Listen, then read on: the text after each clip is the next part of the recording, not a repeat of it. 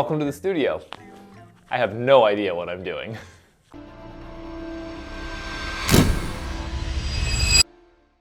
Hey guys, welcome back to the channel. It's good to see you again. My name is Will if you are new here, and in this channel we explore everything which is photography, hence the name, Exploring Photography. I just recently got myself my own studio. Now I primarily do stuff in the field, outside, lifestyle kind of stuff. I do use lights, but studio work as it is completely new to me. So this is super exciting. So I called some friends of mine who are not professional models, but they do have some experience on camera.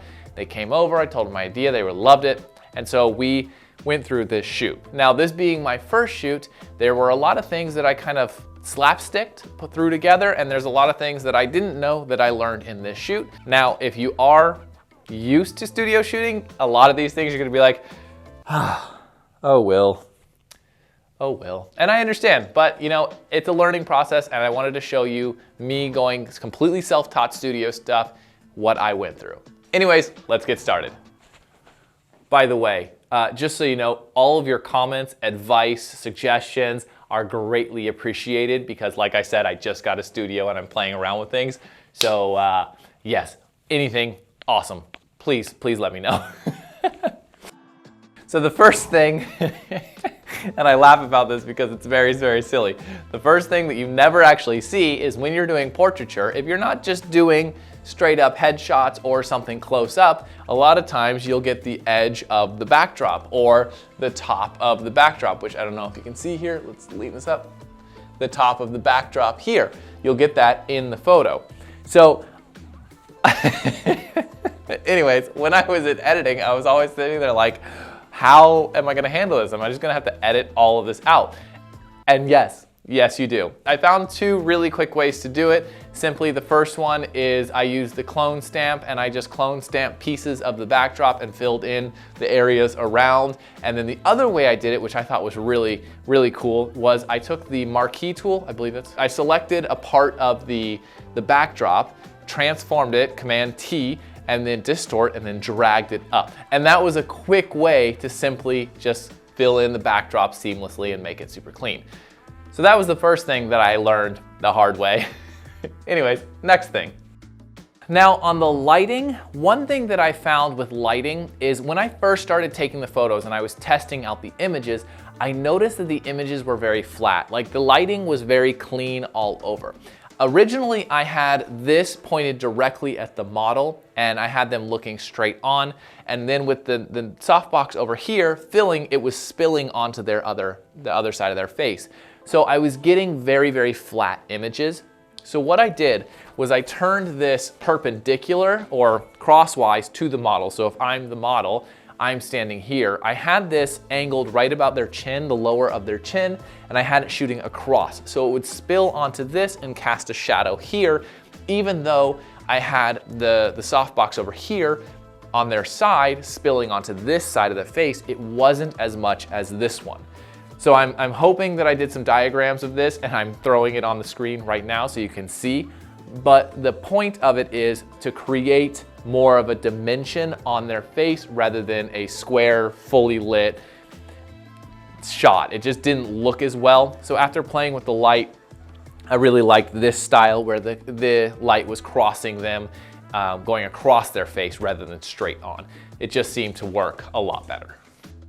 The next thing is the floor. Now my floor is slightly reflective and I don't think that had too much to do with anything, but it is something that I would like to put like a fake flooring or some kind of wood flooring. Also, realistically, this isn't that pretty. So when I show the model's feet or when I show like a full length thing, it shows the end of the backdrop and then this floor, and it's just not very appealing. So I think the next shoot I will get some kind of floor or something to put down that fits the style. I don't mind showing the end of the backdrop, but again, the floor is just ugly. So that's the other thing, is I would fix the floor before I continued on. By the way, complete side note, if you edit in Lightroom and want some free presets and a free Lightroom hotkey cheat sheet, put a link in the description. You click the link, you fill out the form, and it'll email directly to you. Anyways, back to the video. Now the other thing that I found was actually super helpful was a remote trigger. I had my camera on a tripod, And when I was behind the camera, I would be talking to the model and I would be telling them, you know, try this, do this, good, that looks okay. But a lot of times I was trying to get a really true emotion.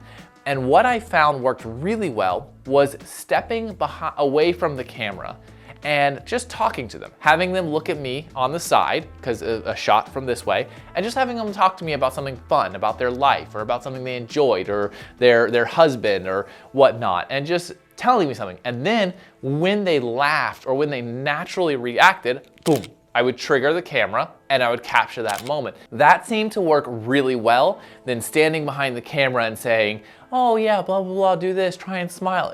But getting them to naturally react to me rather than forcing it made much more natural looks, much more natural laughs. And so a remote trigger was great. I didn't tell them I actually had this in my hand. Obviously, the first time I did it, they realized what I was doing, but it got them out of their own head and made them work really well with me. And this enabled me to get more natural shots that just looked much better than the superposed look. So this was really helpful, remote trigger. Okay, so the next thing was the lights I was using. Now, most of the times people have what are called V-flats. And these are simply foam core that is white on one side and black on another. That way you can fill in light or reduce light or take it away, negate it from the black side.